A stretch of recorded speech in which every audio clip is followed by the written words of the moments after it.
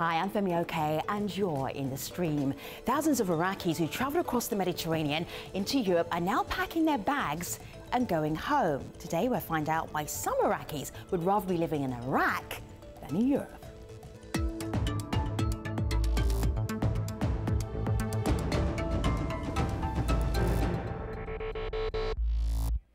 Hello there, this is a rather unusual story. It's a story that we don't usually talk about that often. Head across here to my laptop. This is what we typically talk about. People leaving Iraq, heading across towards Europe. That is the general direction. Today we're talking about people coming back from Europe, heading back home to Iraq. Malika Bilal is our digital producer. What do you have? Well, a few people are telling us this is just a snapshot in a larger story of war and displacement. One of those people is Ralph from the Red Cross in Iraq. He puts it into perspective. He says most people in Iraq today would leave if they could find a way. And this is due to decades of war. Yes, some Iraqi migrants do return, but those are the few who had the option of staying in Iraq in the first place. And those who leave because their lives were threatened have no choice. So we'll talk about the ones who do return, and we want your help. You can tweet us your questions, comments with hashtag AJStream. Hello, my name is Zaid Al-Ali. I'm the author of The Struggle for Iraq's Future, and I am in the stream. After making long and dangerous journeys across the Mediterranean from the Middle East into Europe, a growing number of Iraqi asylum seekers are choosing to return home. At least 3,500 from a number of European countries returned to Iraq last year with the help of the International Organization of Migration, or IOM. More than a quarter of those who voluntarily left Belgium in 2015 are Iraqi. In Finland, nearly 70% of those who filed for asylum have abandoned their claims. The situation is similar in Germany as well, and Iraqis are also asking their embassies to help them go home. To address this demand, their government recently sent a delegation to Europe to coordinate the return of those who no longer wish to stay. So to help us understand this trend, we're joined by Thomas Weiss, the Iraq Chief of Mission for the International Organization of Migration. Qutaiba Alibadi is an Iraqi who passed up the chance to seek asylum in Germany and returned to Baghdad. And Namo Abdulla is a Kurdish journalist and Washington bureau chief for Rudaw news agency. And he's been speaking with a number of Iraqis who are making their way back. Let me just scoot back to January the 25th when Reuters talked to some returnees. And this is what one woman had to say about her experience. We left our country and faced dangers along the way. We also spent a lot of money trying to get to a place that has a better quality of life. We were surprised to see there is no comfort whatsoever. The asylum-seeking process is very slow, and Iraqis do not get permanent residency. So, Qutaiba, this woman was obviously quite shocked and surprised by the conditions where she had to live. What can you tell us about that? I know that you traveled around a lot of Europe and also you went from camp to camp to camp. Can you paint a picture for us what life might be like as somebody waiting for asylum? Yeah. For the 19 days I spent in Germany, I got the chance to meet with a lot of people who are crossing the sea to seek asylum in Germany. And I had a lot of stories. I saw people who are in a very great position, good position in Iraq. They have jobs, they had good education, but they lost hope. And they take this risk for the sake of their children. They want to build a better future because they saw that from their point of view, there is no future in Iraq. Tell us one story that stood out for you, Qutaiba. Tell me one story that you thought, oh my goodness, I had no idea that that could happen to that person. One of the stories that really make me feel bad. I was in Cologne, and I met a young man. He's from Kirkuk. His father is hardly encourage him to cross the sea and follow his friends. He was lost there, and he was really convinced that it's really a lost cause in the country. This father let his son cross the sea and face the dangerous and went there to Europe without an education, How could he live? How would he survive? Although Europe is very welcoming, Germany is a great environment, but yeah, that really makes me feel bad because of this. Well, I hear you say that welcoming environment. That's actually the opposite of what we are hearing from some people who talk about what happens when people actually get to Europe and what they find. So here's one tweet from Slow who says there's heightened prejudice, segregation, economy inflation, civil unrest over lost jobs to refugees. The list goes on and on. In Germany in particular, we got this tweet from Dr. Lexis who says, with regards to Germany, they often tend to think that jobs and housing are plentiful and available, but in reality, you're stuck in a camp. There are zero job prospects. So, Thomas, can you talk to us about being stuck and not being able to go out and find work? Yes. We currently have two different types of crises going on in Iraq. One, which is a historically unprecedented crisis of internal forced displacement, and the other one, which is its flip side, it's many Iraqi migrants joining the so-called migration crisis, fleeing the country and going to countries of the European Union. In terms of IOM's figures and data that we have at our disposal, thanks to our displacement tracking matrix, which is an IOM methodology in order to put figures on large-scale population movements, we currently count a little bit more than 3.3 million internally displaced persons and probably various tens of thousands of Iraqis who have left the country. It's very difficult to put a concrete figure on those who have left the countries because most of them leave in an undocumented or irregular fashion. Thomas, do you know who's leaving? What situation they are? Are families leaving, single people leaving, single men leaving? Do you know? Yes, we are absolutely aware of the tragic aspects of this current European migration crisis. We know pretty well what are the reasons for most Iraqis to have left their country. First and foremost, no hope in the future, no perspectives to find an employment, but also, of course, general security concerns. But we also know the reasons for Iraqis to wish to return back home, and we have seen over the last couple of months many more Iraqis from various countries of destination in the European Union wishing to return back home because they see that the hope they have had, the expectations they have had prior to leaving their country of origin have been very much Let me just bring in Namo. Let me just bring in Namo, Thomas. This is Rudaw on my laptop here. This is your news agency, Namo. Something that you wrote quite recently. More Kurdish migrants regret the journey to Europe and return home. What are the regrets that you've been hearing about? Well, there are plenty of them, actually. But I just wanted to make something clear in the beginning of the program. There are still more people leaving Iraq than returning to it. And the return of those people from Europe to Iraq is by no means indicative of improved life here in the country.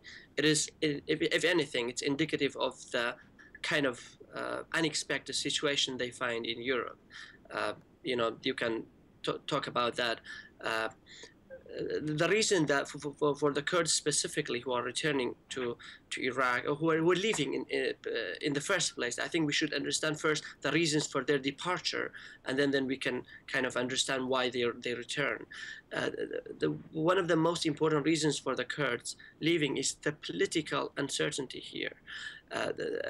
The Iraqi Kurds, you know, have been living in this situation where you have two political parties controlling their lives for more than 2 decades. And now this situation has even gotten worse with the problems between Baghdad and the Kurdish region, you know, being deteriorated. And then you have this political crisis within the region when the president remains in power even after his term is over. So people are increasingly fed up with the political situation. That's one thing. And the other one is the economic situation is really bad because Baghdad doesn't pay the budget share of the Kurdish regional government, and it's been months since the last time the Kurdish civil servants were paid.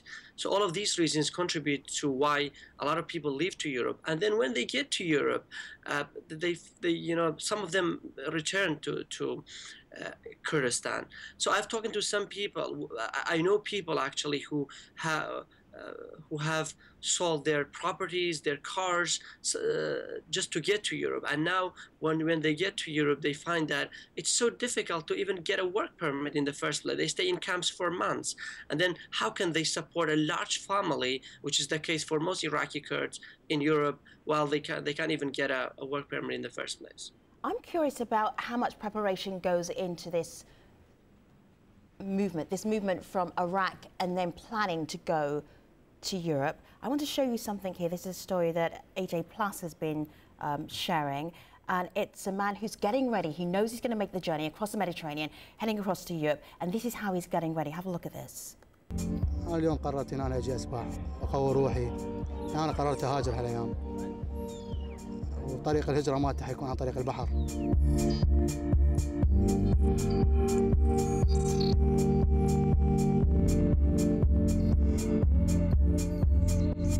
يعني ما أبي مستقبل العراق هذا. أنا ندمر مستقبلي. ما أتحمل أنا أشوف جاري متهمين دمر مستقبلهم قدام.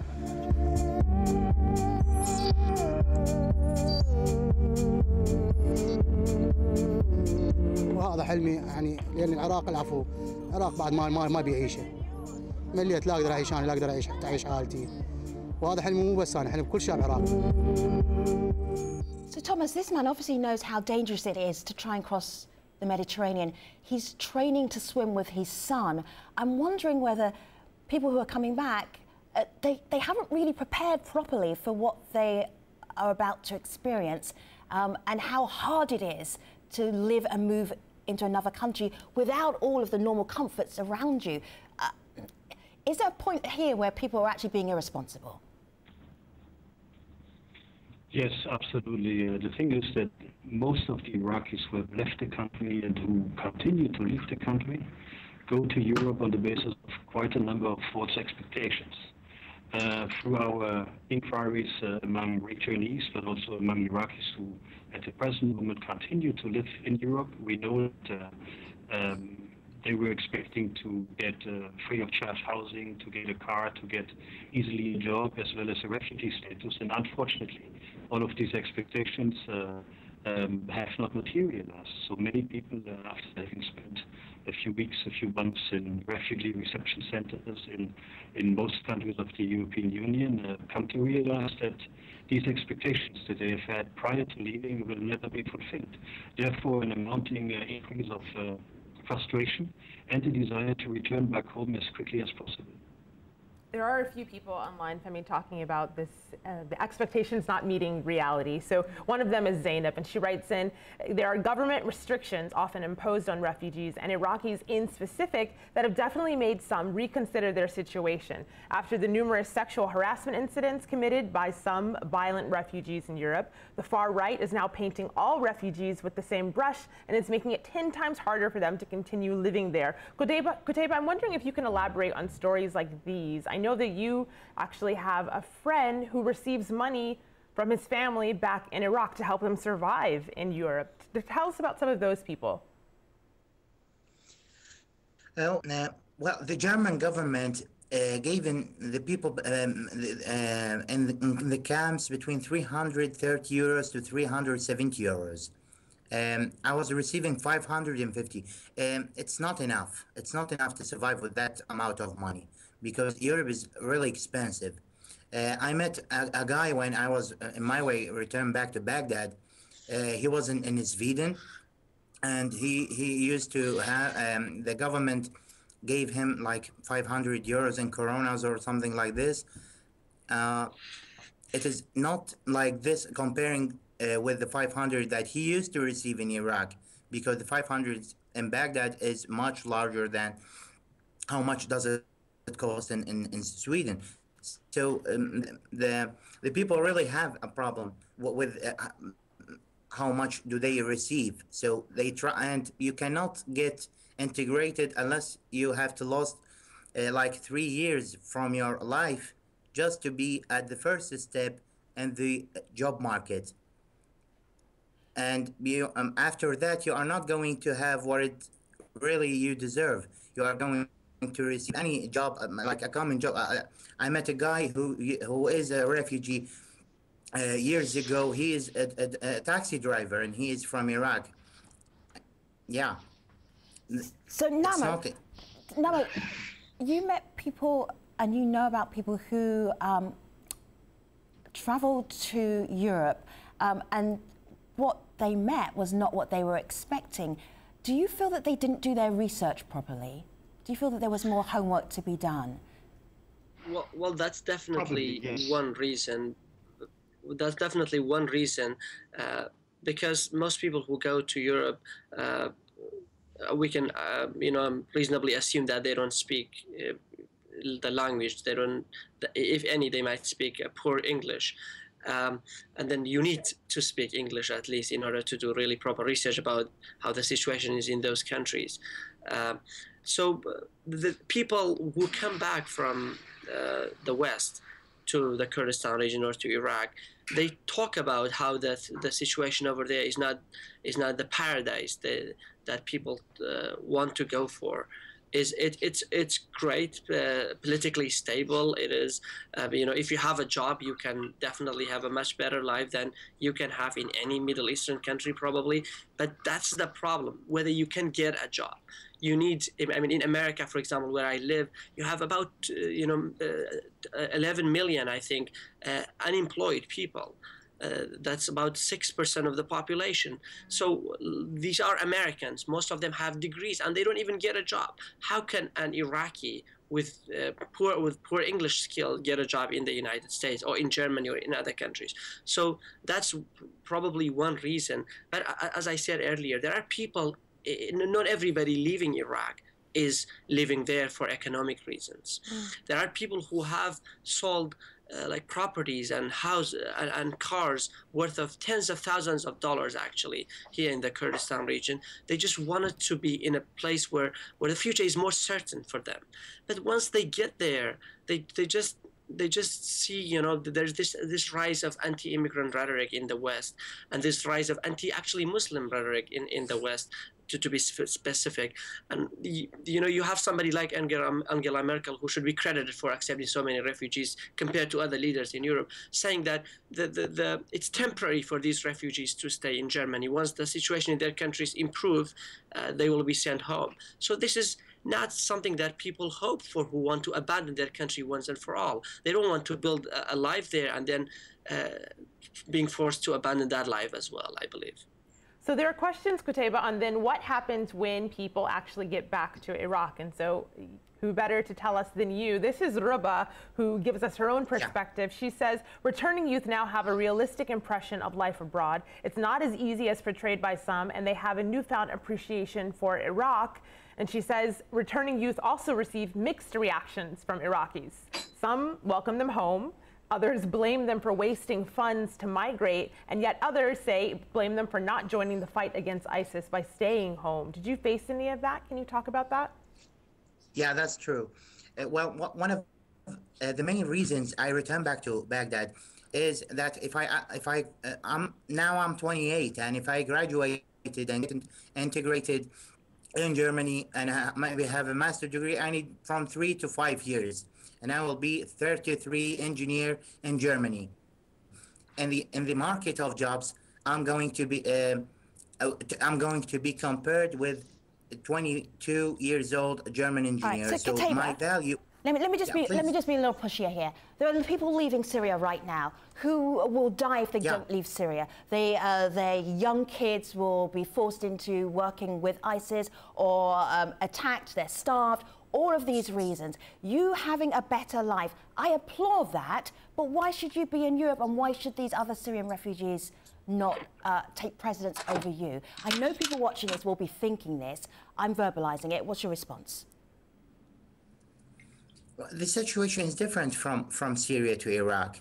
We have places here in Iraq that is not have something like negative peace, not peace, of course, But in Syria, the situation is really bad. Yeah. And the people, I don't have an opinion on that, really. All right. Like I received this question from my German colleagues regarding that.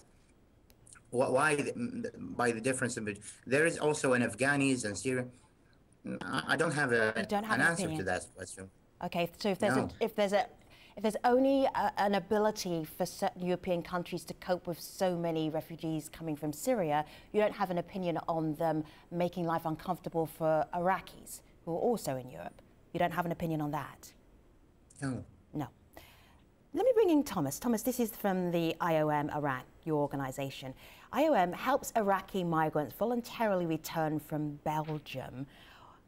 When people come back, Thomas, is there any sense of "I told you so" when they come back, or are you trying to help them to fit back in to the society, the communities that they had to leave or they left?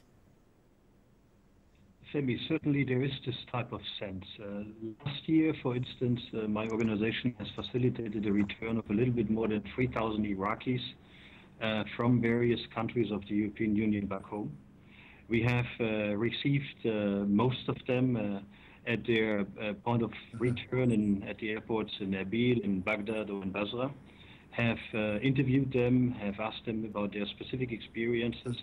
And what is interesting, many of the returnees told us that they do not have any regrets, but that they're very happy to be back home because, once more, their expectations have not been met, have not been fulfilled in countries of destination in the European Union.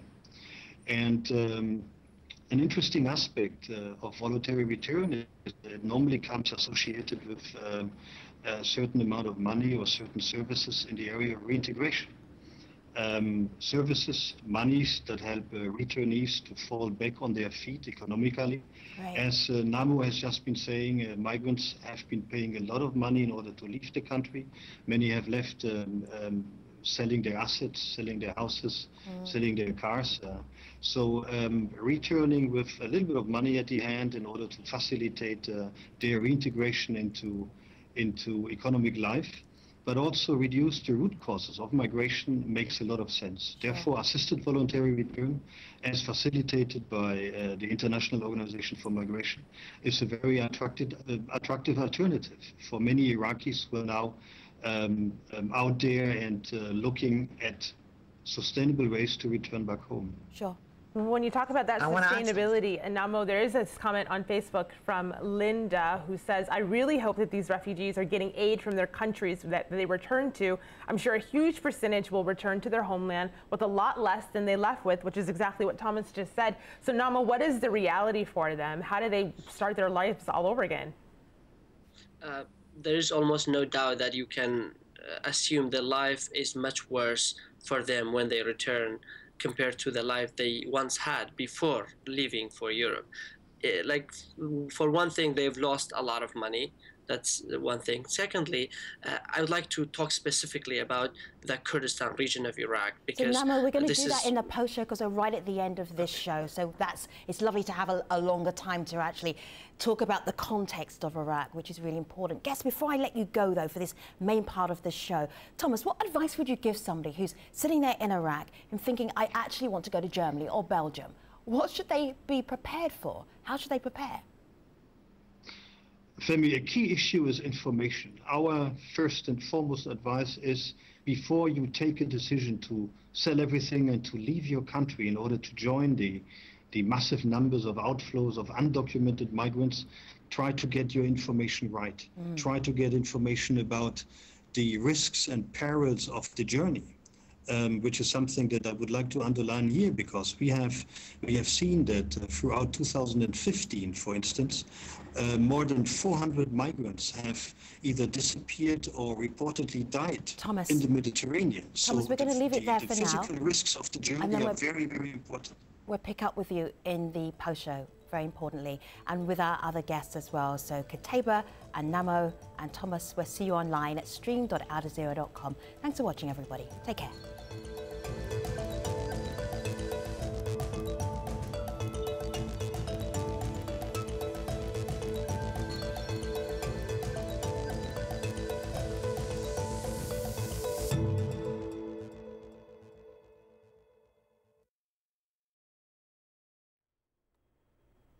Hello, this is the Streams Online Post Show. Now, we've been talking about the growing number of Iraqi asylum seekers who are choosing to leave Europe and return to Iraq. Now, you were just about to tell us something that actually needed longer than about 20 seconds to tell us, so go ahead.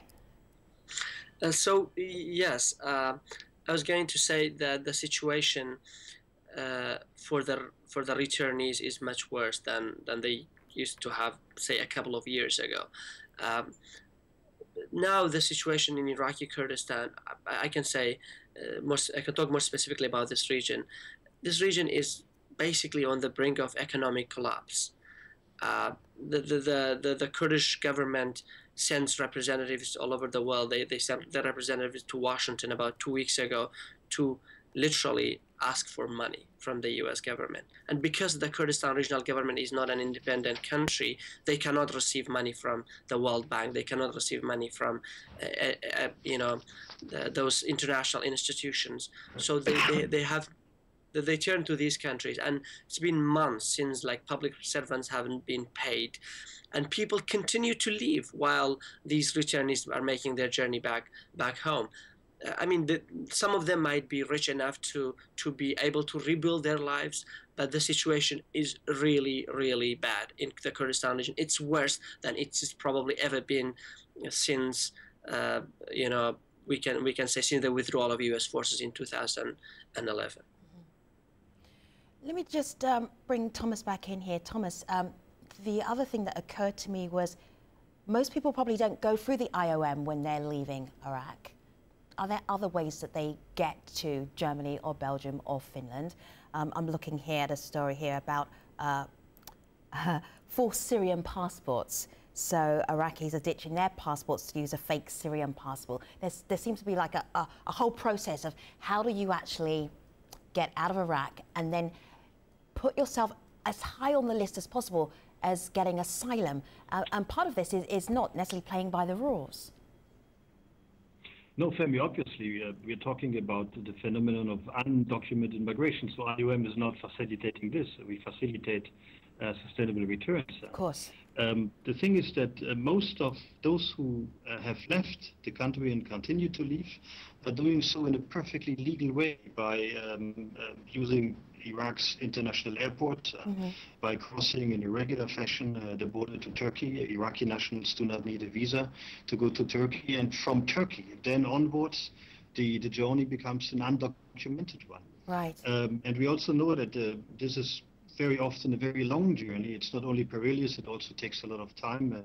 In most cases, more than 40%, more than 4 weeks, actually. Do you know what I'm concerned about, and we talked about this as a team, is that this is a small element of the Iraqi migration refugee situation. Namo, you pointed out very clearly how desperate parts of Iraq are in terms of safety, security, just being able to live a normal daily life, whatever normal is in Iraq. But there are people in countries that have been accepting refugees who are refusing, who are saying they're not proper asylum seekers. So when they hear that Iraqis are going back because they didn't like the tea, they didn't like the camp life, they didn't want to be a taxi driver, how is that helping this larger picture of the refugee crisis? You're asking me? Yeah, I'm asking all of you because I'm really interested about how you see that. Yes, I mean, I think there are definitely more reasons for why these refugees return to their countries than, just say economic reasons or political reasons. Probably, as you mentioned, culture is also an important reason. Language barrier, how people, find it difficult to fit in to the new environment. And there are a lot of people who don't like the food in their countries and they return to Iraq. My brother was in Washington visiting me just for a visit. It was so difficult for him to adapt to the kind of food we were finding in our area. You should bring him over to the stream team. We've got great food and great cooks. To Persian restaurants, yeah. That's all he liked. I mean, this is just one small example, of course. Yeah, Femi. But that's adjusting. That's culture shock. That's adjusting. So for me, again, it feels like, how prepared are you for a culture shock, for the language, for the food, to be food that you actually hate? Namo. Yeah. Oh, yeah. Well, I remember my German colleagues told me that, well, each nation have a leak with something. In our country, the leak is with the food or the tea. So yeah, I was laughing about that. A Yeah. lot of people who I met when I was returning back was complaining about the type of the food, and personally, I faced a culture shock for a month. When I returned and I was there, I was comparing everything: the system, the environment, the weather, everything. But after a while, you get used to some stuff, and some stuff is you have to ignore just to continue your life there. See, Thomas, that question I posed initially out there to you in terms of what impact does this have for European countries looking at Iraqis being helped to come back to Iraq when they're saying, well, you're not proper asylum seekers, where governments are having trouble persuading locals that people really do need help who are coming from parts of the Middle East, from Syria, from Iraq. What's that bigger impact that this message could possibly send? Femi, the impact is probably that at term we are going to see a reduction of outflows of undocumented migrants from Iraq, because Iraqi migrants see, and there's lots of propaganda, word of mouth, lots of social media information that is being twittered and tweeted around.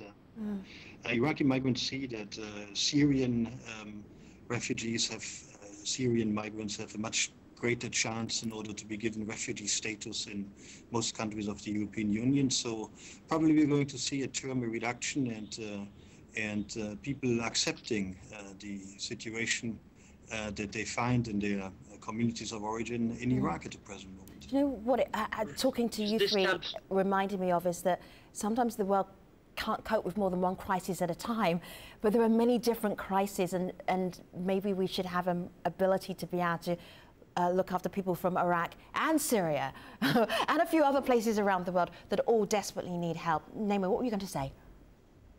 I was actually going to talk about, to raise this issue of the camp situations in Europe a little bit more, because I believe the fact that all of these refugees are talking about how, desperate the situations are in the camps in Europe, probably talks of a more systematic policy of some of these European countries to discourage refugees from going into their countries in the first place. Of course, and this is, I think, I definitely link this to the anti-immigrant policies and that is prevalent in Europe. So imagine in a European country, those governments have made life for those refugees so horrible that they want to return to the country they left from. This is really something that I've been grappling, with.